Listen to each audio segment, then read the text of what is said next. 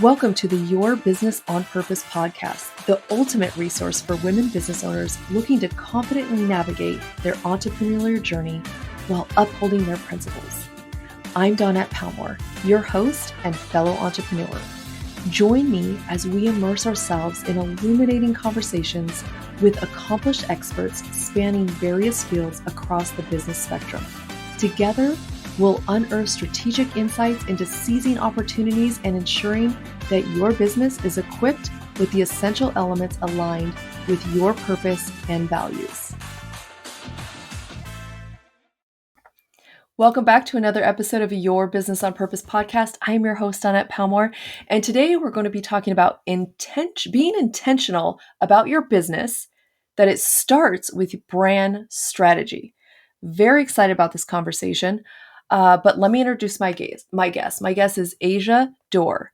She is a brand strategist on a mission to simplify and revolutionize the concept of branding so every entrepreneur can take full advantage of Let me start over.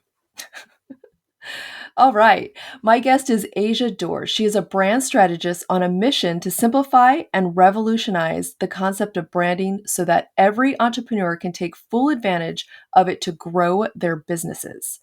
Using her signature strategy, Audacity Method, she's helped hundreds of business owners build effective and profitable brands that empower them to leverage their unique expertise. Asia, welcome to the show, and thank you so much for being here. Thanks, Dawnette. I'm really excited to be here, and it's an honor. You have some incredible guests on this show, so I'm excited to be in the lineup. Awesome. Well, we're excited to have you. And so before we get started, tell us a little bit more about you and what you do. Sure. I am a brand strategist, like you said, and I help entrepreneurs build brands that position them as experts. It's definitely a catch-22 when it comes to our expertise and being recognized for our expertise, because all of the stuff that we know, all of our skills and our knowledge and experiences and methods and modalities and frameworks we've developed, our education, like all of this stuff combines to make us an expert, right? All of that stuff is what makes us an expert.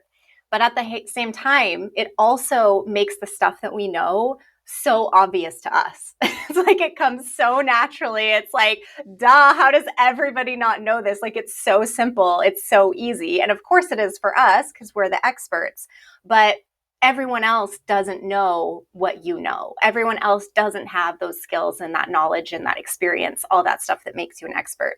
So the thing that we have to do when it comes to your brand strategy is figure out how to package all of that up in a really meaningful way that means something to your ideal clients so that they understand, oh, okay, Dawnette is the person to help me with this. Asia is the person to help me with this. They know immediately exactly what you're here to do, what problem you solve, what solution you offer, and how you make that happen, so they can really easily make a decision to work with you or not, right? Or not is just as powerful. Yes, it is. And same with you and them, right? You can decide not to work with them or not through series of questions. So we have this this word brand, and it's a word that gets thrown around a lot. And I think we get confused as to what is brand? What does that mean? And what does it mean to us? And I think you hit on it a little bit about expertise, but can you even dive a little bit deeper and even maybe come down to layman terms about it? Yeah, brand is definitely like a buzzword, especially personal brand. Like when you talk about building a personal brand, you get like the eye roll response, like, oh God, here's another one on LinkedIn building her personal brand, right? But it's actually a really powerful tool, which is why I'm so passionate about simplifying it. So yes, let's simplify it. Your brand is just your reputation. It's literally how people feel about you. It's what they think about you. It's the little spot that you take up in their brain. So your branding is everything that you put out into the world to help shape that reputation. And it's tough because you sort of have control over your brand. You have control over the stuff you put out, but you also can't control how people feel about you. which is why it's so important to show up and intentionally say and do and share the things that genuinely make people feel the way you want them to feel, not from a place of manipulation or propaganda or, controlling a narrative, but literally just, how do I want people to feel? How do I want people to think about me? What do I want people to know about me in terms of how I can help them solve their problem? And what do I need to say and do and share in order to bridge that gap? So that's where your brand strategy comes in. It's, okay, what is our plan for bridging that gap between what we want your brand to be and what it actually is, how people are actually perceiving you? So that would bring me to the question, like, okay, we can't control what people feel. So how do we make sure we're producing content that is going to get the feelings we want? Well, the first thing we need to know is what we're here to do. What is the point, right? And purpose is a big part of that. It's literally why you exist, why your business exists. But even bigger than that, and where I like to kind of start when I'm helping someone develop a brand strategy, is, what is your big idea? In my work, I call it your brand philosophy. What's the point? What is the damn point? What are we doing here, right? Yeah. What is the overarching worldview that's going to encapsulate all of your work, right? What's the point? We need to start there. We also need to know where we're going. What is our mission? What are we trying to achieve specifically? It's amazing how many corporate mission statements are just like word salad. It's like, you're not even really saying anything. You're just saying like cutesy buzzwords.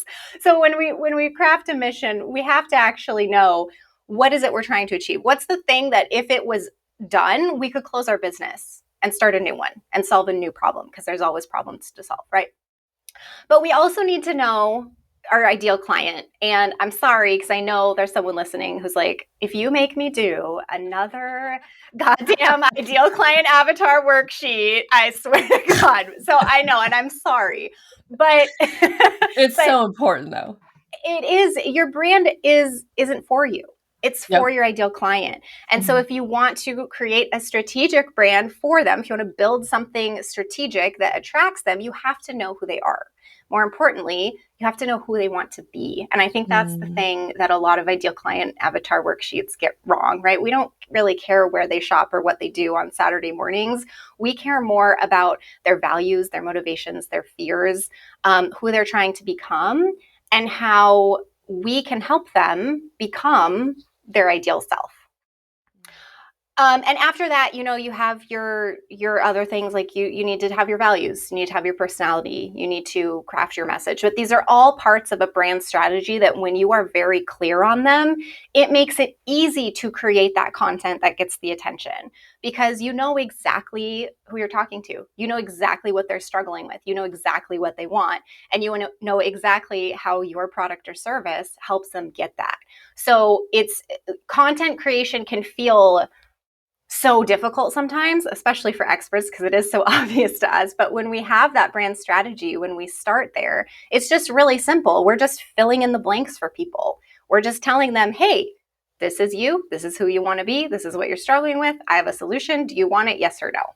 So it really simplifies it. Yeah, that's great.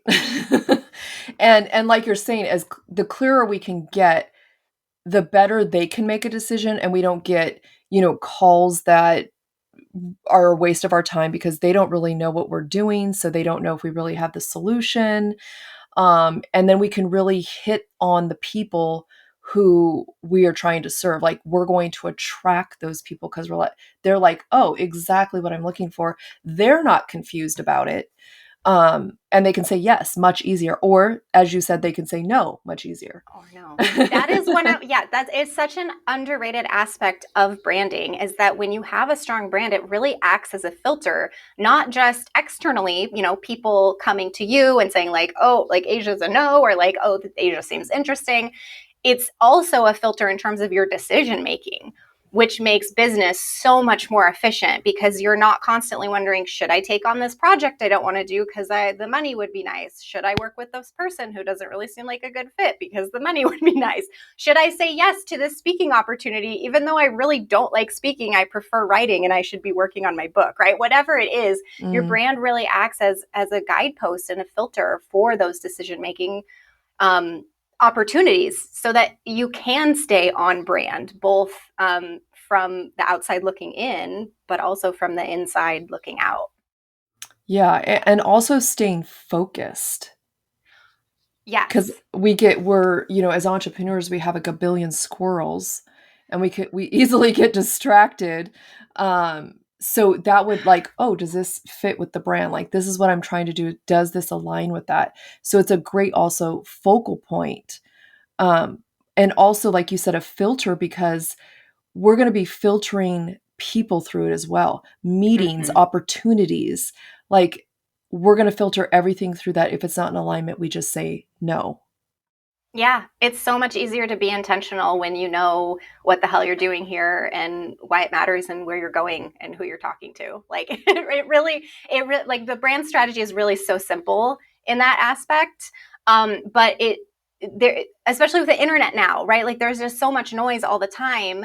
We have to really intentionally turn it all off if we don't want to be influenced by it. And that's difficult to do when it's literally everywhere all the time. So yes, the squirrels, the shiny object syndrome, the FOMO, like it's all so prevalent today, every day, all the time. So when we have that filter, yeah, it makes it so much easier to be intentional and like feel good about it, not feel like, oh, I have to say no to this opportunity because it doesn't really mesh with my brand. It's like empowering to say no. The more things that you say no to, the more you get to say yes to the one thing that you actually want to be doing. Yeah. And the more it gets to say yes to you, right? Oh, yes. Because you are available for it. Yes, absolutely. Yes. I was listening to a podcast this morning about this thing and how we allow our little goals to get in the way of our big goal.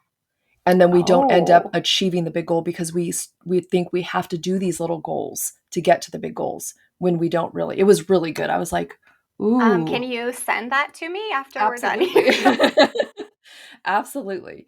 Wow. So I can see how being intentional with our brand strategy is going to actually funnel business to us and get us what we want. And it's not even like I think there's this idea that when you develop your brand, it's going to just mean like growth, which is not necessarily a bad thing, like inherently, but I think it's so much better to focus on growth in the right ways. Like we don't just want a big audience. We want an audience of people who actually give a shit about what we're doing, right? Otherwise, numbers are just numbers. So to be able to make that intentional growth, it leads to a more fulfilling business overall, because you're not like, oh, I have 25,000 Instagram followers. Why am I only getting 3 likes on this post? I just said this incredible thing. We're wasting our time at a certain point if we're not in front of the right people. So yeah, it all comes back to intention. And that's why you shouldn't buy followers. Don't buy followers. It is 2025. We don't do that anymore. Wow, that's just such a great, point. And intentionality is so incredibly important. And it's like we have this short amount of time. We're not here for very long. If we're lucky, we're here 80 years. Yeah. And we don't even get started till we're probably about 30. So now we have 50 years to make this intentional impact. And if we allow these little things to get in our way, we blow it. We're not going to make the impact we want. And you mentioned FOMO. What the hell is FOMO? What do we think we're missing out on? I mean, when you're just like, why did I do this? Why am I even here? Sometimes I show up to stuff and I'm like, this was a waste of time. Like I could have been doing something else. So when we get even more clear, our impact is going to make a bigger impact. Like, everything's going to become more clear, and we're going to get so focused, FOMO isn't even going to be in our vocabulary. Yeah. And I love that you brought up impact. That's like my favorite thing about the work that I do. Like, I don't care how cliche it sounds. Like, I'm literally trying to change the world with my business. And I know that I'm not alone in that. Um, the point of business is to make a profit, yes, but when we can combine that with something that is really meaningful to us and fulfilling, I think if everyone had the opportunity to do work that they were really good at and really passionate about, like, I think as a society we would be so much better off. Oh my And gosh. so it's really awesome to me when I can work with someone to develop their brand strategy, get them really clear on where they're going, what the hell they're doing, and then seeing how their business grows, right? They are able to then be more efficient in the way that they reach people and who they're working with and what they say yes to and what they say no to. And then that's going to make their clients, like, that's going to help their clients make Ripple their effect. lives and businesses. That's the ripple effect. And I think we really underestimate that as entrepreneurs. We think of impact as like me changing the world, but you don't change the world by changing the world. You change the world by changing one life at a time, you solving one problem at a time. And yes, that expands and expands and expands. And if you want to make an impact with your business, developing your brand strategy is going to give you a huge head start when it comes to that, because it does make everything more intentional, more effective, and more efficient. Wow. That's amazing. That's so amazing, because like we think we have to do all this stuff and hit the whole wide world, which is literally impossible, when we just have to affect the people in our own little world, like just the people around us. Wow, that's just amazing. I love that. So what can we do? Because maybe we're been in business a while, like we've already, maybe we think we've tarnished our brand, or how do we come back from putting out what we don't want? Does that make sense? It does. Like, in Okay. terms of like, are you saying in terms of like you're pivoting, or you just you kind of have a new view on what you've done and you're kind of like, oh, that's not it. Right? You're Yes, like, I need to do exactly. something Like, different. okay, Okay. we're doing business. They listen to this podcast and they're like, oh crap. Okay, yeah. And this is like if someone is experiencing that right now, I just want to applaud you, because that means growth. That means evolution. That means change. So, like, hell yeah for you to have the awareness that you're going through that. I have been in that position so many times in my business, and I've learned to just embrace it, because we're not only business owners, we're also humans, and humans have to evolve. The world evolves, right? The world changes. We have to change along with it. So if that's you and you're thinking, okay, well, like, what do I do now? Do I have to start over? Like, do I need a rebrand? Maybe it's time for a rebrand. But I also think that when people rebrand, it's like all visual. They're like, I need a new look. Like, I need a makeover, right? Yeah. And I'm not a designer, so I'm not trying to beg on visual branding. It is a really important aspect of your brand, especially if you have an online business. But the chances of you needing to rebrand are actually really, really low. I would say instead, get really clear on 4 things, which is number one, what exactly do you do?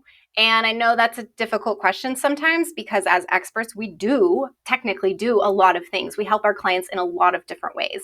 But again, we need to wrap all of that up in a way that means one thing to our ideal clients. So, what do you do? Who do you do it for? Yes, your ideal client. I'm sorry. I know, I'm sorry, but your ideal client, who is it for? Number 3, how do you do it differently than everybody else in your industry, right? I always say it's not what you do that makes you unique, it's how you do it. This is typically your signature method, your signature framework. So if you haven't developed yours yet, do that. It's going to be huge when it comes to helping you build a brand that actually stands out amongst your competition. And then number 4 is figure out why any of it matters, right? That's like the brand philosophy that I was talking about. Like, why do we care? Why do you care about it? Why should we care about it? Why should other people care about it? And then the last step of that is just like going to tell people about it, like go share it. So, Put it out in the world. Yes, exactly. I don't think people are probably paying as much attention to you as you are. I mean, I'm like so in Asia Dorr world all the time, right? You're probably so in Dawnette world all the time. That's how it's supposed to be as humans. We're supposed to be focused on ourselves, but no one is paying that much attention to you. So in terms of like, oh, I need to reinvent myself, I need a makeover, I need to like make this huge declaration to the world, I say just start changing shit. Start trying new stuff, see what works. Start experimenting with a new message, right? What's the new thing that you want to say once you've figured out those 4 things? What are you trying to say? And then just go say it. Because I feel like if you're doing it from a place of authenticity, the people that message is for are just naturally going to find you. And your brand is going to essentially build itself, right? Because you're putting out what you want into the world intentionally, like we talked about, and the people are going to respond to that. The right people are going to respond to that. So if you're in a place of like, I need to burn it all down and start over, like, no, just start trying some new shit and see what happens. Yeah. That might be lame advice, but honestly, I think that's best case scenario, especially for experts. Just go start doing the new thing. To me, it sounds like a lot less stress than burning it down and trying to rebuild it. You know what? Yes, you're right. Just try the stuff. If you want to hire some people to, refresh your visuals, like go for it. Go book your photo shoot, sure. But at the end of the day, it's about doing and sharing and saying the stuff that makes people feel how you want them to feel. Yeah. So focus on that. And I think that the feedback you receive is going to help you realize like, oh, I didn't need to burn it all down. I just needed to I needed to like get back to my roots, get back to my values, reassess me and my evolution, but also my foundation, like go back and get clear on my foundation. I look at my own brand strategy guideline probably like once a month. I wake up and I'm like, what am I doing? Like, am I serious? Like, I'm doing this business? Like, what the hell am I doing? And then I go read my brand guideline and I'm like, oh yeah, those are good ideas. That's what I'm passionate about. That's right. So yeah, just get back to your foundation. I love that. So sometimes we just need to remind ourselves as well, right? Oh yeah. I mean, it comes back to the squirrels and the shiny object syndrome. It's like, it's so easy to get to lose ourselves in all the noise. Yeah. Yeah. Very easily. Yeah. I love that. Oh my gosh. Okay. So if people are saying, oh my gosh, I need help, I can't do this on my own, how do they get a hold of you? I would love to invite your listeners to a masterclass that I have. In it, I just walk you through like the 5 core elements that you need if you want to start intentionally branding yourself as an expert in one specific thing. There's no doubt that you already are an expert, right? It's one thing to just be an expert, but it's completely another to make sure everybody else knows that you're an expert. Yeah. So actively branding yourself as an expert means that you're strategically and audaciously choosing to be known for like one really definitive thing. You're positioning yourself as the solution to one specific problem. You're becoming known for one specific skill set, and it's the skill set that you actually want to be utilizing within your business. So if you want to attract those people who are actually interested in the full transformation that you can help them through, instead of just people come to you and hire you because they want something done, which is just like a different vibe, that masterclass is going to be a really good place for you to start. And it's just asiador.com/masterclass. Fabulous. Okay, so that'll all be in the show notes for you. So make sure you guys go there, follow her on Instagram, get on her YouTube, and, just support people. That's what we're here to do too. Support people, get on the masterclass. If you feel like I need to redo my branding, even if you feel like I'm going to burn this down, please go to her masterclass first. Then you can make a decision later. Please don't burn it all down first. If you've already made like so much progress and you've come so far, there's no point in burning it all down. We're just doing a little pivot. Just a little pivot. Exactly. I love it. Well, thank you so much for being here. Thank you guys for listening. Wouldn't have a show without you. We appreciate you. And we're just so grateful that you're here. And we just want to help you to build your business even better than it is. So remember, conducting business on purpose not only fuels your success, but also propels you towards a purposeful life. So thank you for tuning in again. And until next time, embrace your journey of intentional business and purposeful living.